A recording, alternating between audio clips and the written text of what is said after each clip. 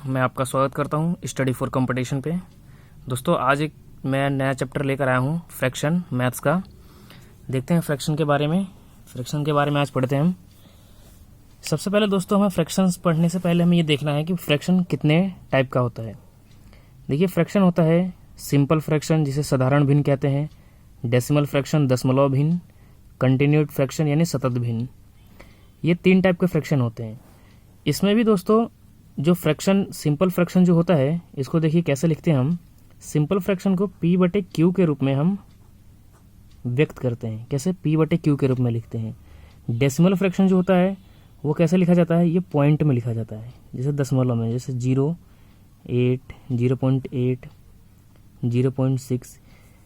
और जो simple fraction होता है जैसे 5/10, 2/3, ये फ्रैक्शन जो होते हैं ये सिंपल फ्रैक्शन होते हैं। और ये डेसिमल फ्रैक्शन होता है। कंटिन्यूड फ्रैक्शन यानी सतत भिन्न, ये वाली होती है जैसे 1 + 1/1 + 1/1 + 1, इस टाइप की आपने भिन्न देखी होगी। इसको कहते हैं सतत भिन्न।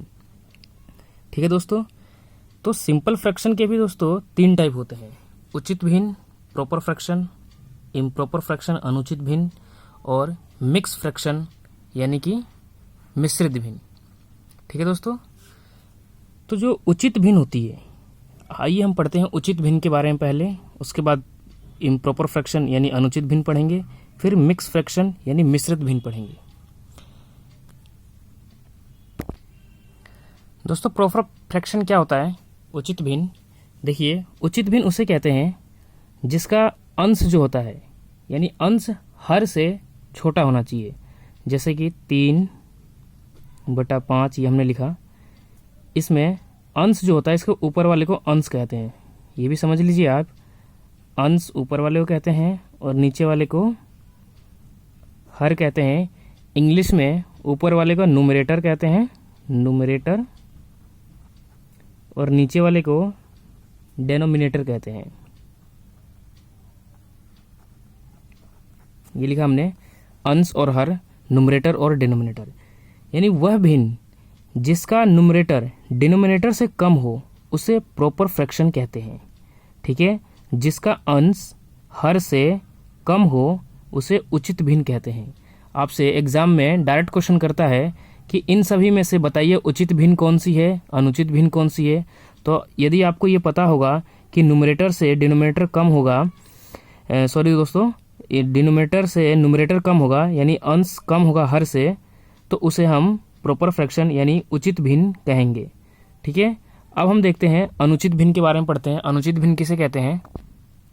दोस्तों, अनुचित भिन्न यानी इम्प्रॉपर फ्रैक्शन उसे कहते हैं जिसका अंश हर से ज़्यादा होना चाहिए।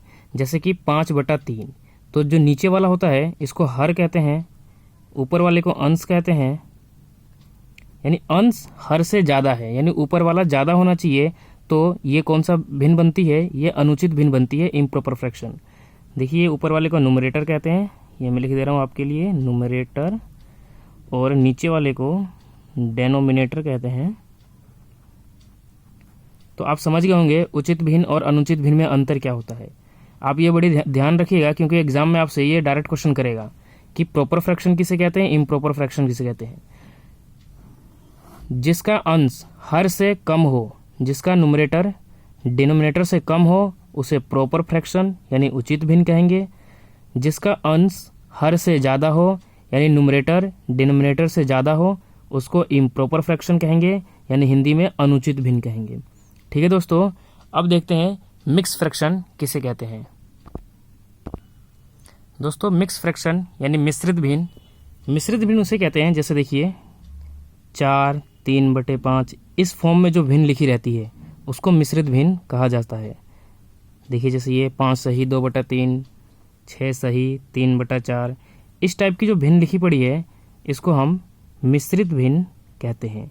ठीक है दोस्तों, भिन्न पढ़ने से पहले, फ्रैक्शन पढ़ने से पहले हमें इन सब चीज़ों की जानकारी होनी बहुत ज़रूरी है।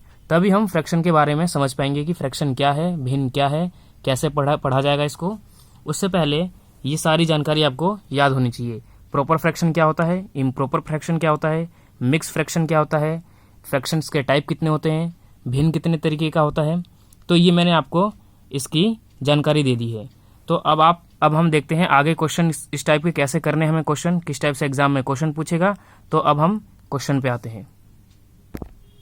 देखिए दोस्तों, आपसे क्वेश्चन करेगा प्रॉपर फ्रैक्शन किसे कहते हैं, उचित भिन्न बताइए। इसमें से हमें उचित भिन्न बतानी है कि इसमें से कौन सी उचित भिन्न है, एक इसमें प्रॉपर फ्रैक्शन है। तो मैंने आपको बताया था प्रॉपर फ्रैक्शन पता करने का तरीका होता है कि जिसका अंश हर से कम होना चाहिए, जिसका अंश हर से कम होना चाहिए, यानी न्यूमरेटर डिनोमिनेटर से कम होना चाहिए। तो आइए हम देखते हैं किसका कम है। यहाँ अंश 8 है, हर 3 है, यहाँ ज़्यादा है, तो ये हो नहीं सकता प्रॉपर फ्रैक्शन। यहाँ अंश यानी न्यूमरेटर डिनोमिनेटर से ज़्यादा है, ये भी नहीं हो सकता। यहाँ न्यूमरेटर डिनोमिनेटर से कम है, ये हो सकता है। ये ज़्यादा है, ये नहीं हो सकता। यानी दोस्तों इसका आंसर होगा 5/6। ये हमारा इसका उत्तर होगा प्रॉपर फ्रैक्शन। इसी तरीके से आपसे एग्जाम में क्वेश्चन करेगा, प्रॉपर फ्रैक्शन पूछेगा, उचित भिन्न पूछेगा, आपको ये भिन्न दे देगा। अगर आपको ये पता होगा कि किसे कहते हैं तो आप वहाँ पे डायरेक्ट आंसर लगा सकते हैं। नहीं, अगर दोस्तों आपको पता नहीं होगा तो आप वहाँ पे कंफ्यूज हो जाएंगे, किसको टिक करना है किसको नहीं करना है। ठीक है दोस्तों, इस क्वेश्चन में देखिए क्या कह रहा है कि इम्प्रॉपर फ्रैक्शन यानी अनुचित भिन्न बताइए। अनुचित भिन्न पूछ रहा है, इम्प्रॉपर फ्रैक्शन। तो इम्प्रॉपर फ्रैक्शन का भी मैंने आपको तरीका बताया है पता करने का कि इसका तरीका क्या है। इसका तरीका यही है कि अंश जो होता है हर से छोटा होता है। यहाँ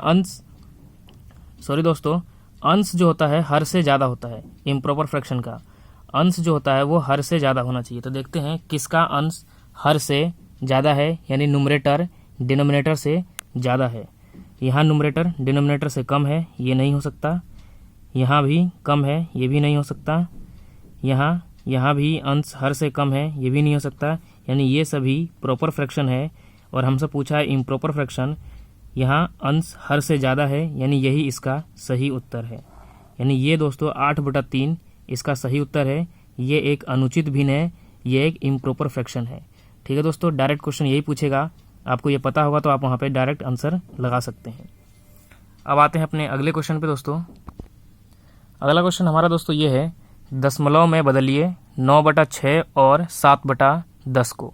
देखिए इस भिन्न को, ये साधारण भिन्न है, इस भिन्न को हमसे कह रहा है दशमलव भिन्न में बदलने को, यानी सिंपल फ्रैक्शन को डेसिमल फ्रैक्शन में हमें चेंज करना है।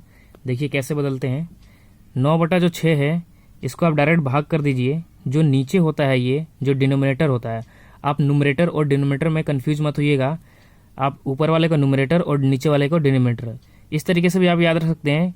नीचे जो ये है डी यानी डाउन पे है, ये नीचे डाउन है तो डी वाला नीचे, और न्यूमरेटर तो आप ऐसे याद रखिएगा। अगर नीचे वाला पता चल जाएगा तो ऊपर वाले को आपको याद करने की जरूरत नहीं होगी। ये अपने दिमाग में बिठा के रखिए, नीचे वाले को डाउन यानी डिनोमिनेटर नीचे रहता है। हर यानी हारने वाला नीचे, हर से हार बना दीजिए, हारने वाला नीचे और अंश ऊपर। इस तरीके से आप याद रखिएगा और आप कंफ्यूज नहीं होंगे। तो जो नीचे वाला होता है इसको हम बाहर लिखते हैं और ऊपर वाले को अंदर, और इस तरीके से आप भाग कर दीजिए। इसको कितना आएगा देखिए, 6 कम 6, 9 में से 6 गया 3, ये अब नहीं जा सकता तो यहाँ पे 0, यहाँ पॉइंट, 6 पंचे 30।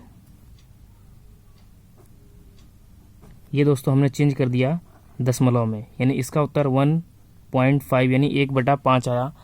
दूसरे वाले को देखते हैं, दूसरे वाले को चेंज करना कैसे है। दूसरा वाला लिखा है 7/10। तो दोस्तों जब 7/10 लिखा है इस टाइप के फॉर्म में होता है तो इसको डायरेक्ट हम चेंज कर सकते हैं। ये नीचे एक 0 लगा है यानी 10 है, तो ऊपर एक के बाद पॉइंट यानी एक संख्या के बाद हम पॉइंट लगा देते हैं। तो ऊपर एक ही संख्या है तो हम यहाँ क्या लिखेंगे 7, और इससे पहले आप क्या लिख कर दीजिए पॉइंट। ये एक के बाद पॉइंट इसलिए लग रहा है क्योंकि नीचे एक के बाद एक ही 0 है, ये ध्यान रखिएगा। ये एक के बाद एक ही 0 है, इसलिए ऊपर वाली संख्या के एक के बाद पॉइंट लगेगा। तो यहाँ पॉइंट लगा दिया, ये 0 कर दिया, ये हमने चेंज कर दिया दशमलव में। यदि दोस्तों यहाँ पे लिखा होता है 7/100, 7/100 होता तो हम ये इसको भी चेंज करते, इसको भाग करने की जरूरत नहीं है। बस डायरेक्ट आप देखिए क्या करना होता है इसमें। ये जो 7 लिखा है और नीचे क्या लिखा है 100, तो एक यहाँ लिखा है, ये ध्यान रखिएगा, यहाँ 1 होना चाहिए। 1 के बाद कितने 0 हैं, 1 2 0 हैं, तो ऊपर की 2 संख्या के बाद पॉइंट आ जाएगा।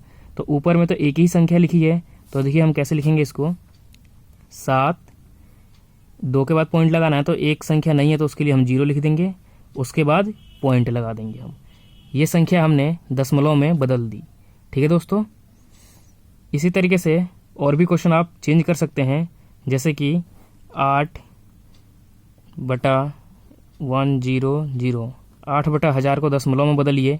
कैसे बदलेंगे इसको भी आप देखिए। एक के बाद कितने पॉइंट हैं, 1 2 3, तो यहाँ 3 के बाद पॉइंट आएगा ऊपर वाली संख्या, तो ऊपर वाली संख्या एक ही है, 2 जीरो लगा देंगे, तीसरी के लिए भी 0, उसके बाद पॉइंट लगा देंगे, उससे पहले 0 लगा देंगे। ये इसका आंसर हो जाएगा। ठीक है दोस्तों, अगर ऊपर 2 संख्या मिल जाती है तो 2 के बाद ही लगा देंगे। जैसे देखिए, जैसे लिखा है 7 8 6 5/100, इसको कह रहा है बदलने को। तो देखिए इसको कैसे बदलते हैं। नीचे क्या लिखा है, 1 के बाद 2 जीरो है, बस ये नीचे ध्यान रखिएगा, 1 के बाद 2 जीरो ही होना चाहिए। जैसे 10 100 1000 10,000 लाख, इस टाइप का ही होना चाहिए। तो ये हम इस तरीके से डायरेक्ट सॉल्व कर सकते हैं।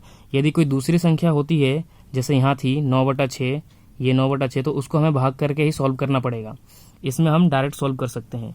तो यहाँ क्या है, 1 के बाद 2 जीरो, तो ऊपर 1 2 के बाद पॉइंट लगा सकते हैं हम, यानी 5 और 6 लिखा, उसके बाद पॉइंट लगा दिया, उसके बाद 8 और 7, ये हमने चेंज कर दिया। ध्यान रखिएगा, इधर से ही हमें एक संख्या छोड़नी होती है, इधर से आप मत छोड़िएगा, इस साइड से, राइट साइड से हमें संख्या को छोड़ना होता है कि कितने के बाद पॉइंट लगेगा, कितने के बाद नहीं। तो अब आइए आगे क्वेश्चन देखते हैं। देखिए अगला क्वेश्चन है 0.9 और 8.64 को साधारण भिन्न में बदलिए। यानी कि ये जो दिख रहा है आपको डेसिमल फ्रैक्शन है, ये दशमलव फ्रैक्शन यानी दशमलव भिन्न है, इसको कह रहा है कि साधारण भिन्न यानी सिंपल फ्रैक्शन में बदलिए। हमने भी पीछे क्वेश्चन करा था, साधारण भिन्न को डेसिमल यानी साधारण भिन्न को दशमलव भिन्न में चेंज करा था, सिंपल फ्रैक्शन को डेसिमल फ्रैक्शन में। यहाँ क्वेश्चन कह रहा है कि जो ये डेसिमल फ्रैक्शन आपको दे रखा है, इसको सिंपल फ्रैक्शन में चेंज करिए, यानी साधारण भिन्न में। तो आइए देखते हैं इस क्वेश्चन को कैसे सॉल्व करना है। इसमें दोस्तों हमें क्या करना होता है, साधारण भिन्न में इसने कह दिया, तो इसका मतलब आप समझ जाइए कि P/Q के रूप में हमें इसे शो करना है, P/Q के रूप में व्यक्त करना है इसको। तो इसको देखिए कैसे चेंज करते हैं, 0.9 है, तो 0.9 है दोस्तों। तो इसमें हम देखते हैं, वहाँ पे हमने साधारण भिन्न में क्या देखा था, दशमलव में चेंज करने के लिए नीचे जितने जीरो थे उसके बाद पॉइंट हमने लगाया था। यहाँ ये देखना है कि कितने के बाद पॉइंट है, उतने जीरो हमें नीचे लगा देना है 1 के बाद। तो देखिए यहाँ क्या है, 9 के बाद ही पॉइंट, यानी एक संख्या के बाद ही पॉइंट है, एक संख्या के बाद दशमलव है। तो यहाँ पे भी हम क्या करेंगे, 9 लिखेंगे और दशमलव को हटाने के लिए 1 और 0 लिख देंगे हम, 1 और हम 1 ही 0 लिखेंगे क्योंकि 1 के बाद ही दशमलव है। तो ये हमारी साधारण भिन्न में चेंज हो गई, ये एक हमारी सिंपल फ्रैक्शन हो गया, ये PQ के रूप में हमने इसको लिख दिया। अब देखिए दूसरा क्वेश्चन है कि 8.64, इसको चेंज करना है। तो इसको चेंज करना है तो देखिए क्या करना है इसको, इसमें हम देखेंगे कितने के बाद पॉइंट है, कितने के बाद दशमलव है। तो 1 2 संख्या के बाद यहाँ दशमलव आ रहा है, तो हमें नीचे क्या करना है, 1 के बाद 2 जीरो लगाना है और 2 जीरो लगाते ही दशमलव खत्म हो जाएगा यहाँ से। तो देखिए 8 6 4 और ये 2 के बाद दशमलव था, तो 1 लिखेंगे, उसके बाद 2 जीरो लगा देंगे। जितने के बाद दशमलव होगा उतने जीरो लगाते ही यहाँ से दशमलव खत्म हो जाता है।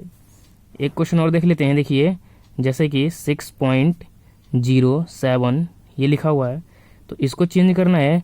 तो इसको कैसे चेंज करेंगे, देखिए 1 2 के बाद पॉइंट लगा है, 2 संख्या के बाद, तो हम यहाँ क्या करेंगे, 0 6 0 7 और 1 लिख के 2 के बाद 2 जीरो लगा देंगे, 1 लिख के 2 जीरो लगा देंगे। ठीक है, अब जैसे 0.56 लिखा है, तो इसको कैसे करेंगे, 2 के बाद पॉइंट है तो 0.56 लिखेंगे और नीचे डबल जीरो लगा देंगे। जितने के बाद भी पॉइंट होगा, जैसे देखिए ये 439, तो 3 के बाद पॉइंट है तो क्या करेंगे, 7 4 3 9 और 1 2 3 संख्या का बाद था, तो 1 के बाद 1 2 3 जीरो लगा देंगे। ये हमारा उत्तर हो जाता है। इस तरीके से आप चेंज कर सकते हैं दशमलव भिन्न को साधारण भिन्न में, यानी डेसिमल फ्रैक्शन को सिंपल फ्रैक्शन में। ठीक है दोस्तों, और सिंपल फ्रैक्शन को डेसिमल फ्रैक्शन में भी चेंज करने का मैंने आपको तरीका बता दिया। जैसे कि ये डेसिमल फ्रैक्शन, ये सिंपल फ्रैक्शन है, इसको डेसिमल में कैसे चेंज करेंगे, 2 के बाद है दो नीचे 2 जीरो है एक के बाद, तो 2 के बाद पॉइंट लगा दिया तो ये चेंज हो गया है। ठीक है दोस्तों, अब देखते हैं अपने आगे क्वेश्चन। देखिए इस क्वेश्चन को कैसे सॉल्व करते हैं। इस टाइप की आपने भिन्न देखी होगी दोस्तों, ऐसे 4 सही 3/2, 5 सही 2/4, 6 सही 3/2, 7 सही 4/2। तो इस तरीके की भिन्न को कैसे सॉल्व किया जाता है। देखिए ये 4 सही 3/2 लिखा है, तो आप इसको सीधे ऐसे कर सकते हैं 4 + 3/2। इस तरीके से आप लिख सकते हैं इसको भी आप इस तरीके से ही लिख सकते हैं 5 2/4, 6 + 3/2, 7 + 4/2। इस तरीके से आप इस भिन्न को लिख सकते हैं और इसको डायरेक्ट सॉल्व भी कर सकते हैं। जैसे देखिए ये क्वेश्चन जो है इसमें क्या लिखा है 4 सही 3/2, तो आप इसको ऐसे गुणा करिए 4 दूनी 8 और 8 और उसमें ऊपर वाला जोड़ दीजिए 3 11। कितना हो गया ये 8 और 3 11। तो इसको हम 11/2 लिख सकते हैं। देखिए 4 है, इसको इससे गुणा करिए 4 × 2 और ऊपर वाले को क्या किया जाता है जोड़ दिया जाता है 3/2। तो ये 4 दूनी 8 और +3/2 यानी कि 11/2 ये आंसर हो जाता है इसका। ठीक है, जैसे 5 है, 5 2/4 है, इसको कैसे सॉल्व करेंगे। 5 को 4 से गुणा करिए 5 चौक 20 और उसमें इसको जोड़ दीजिए 20 और 2 22, 22/4। ये ऐसा आंसर आ गया। इसको भी जब आप सॉल्व करेंगे तो इसका भी यही आंसर आएगा। ठीक है दोस्तों, इसको आप ऐसे अलग अलग तोड़ के भी सॉल्व कर सकते हैं और ऐसे डायरेक्ट भी आप सॉल्व कर सकते हैं। जैसे मैंने भी बताया 4 × 5 = 20 और उसमें ऊपर वाले को जोड़ दीजिए और नीचे ये लिख दीजिए 4 × 5 = 20, 2 22/4।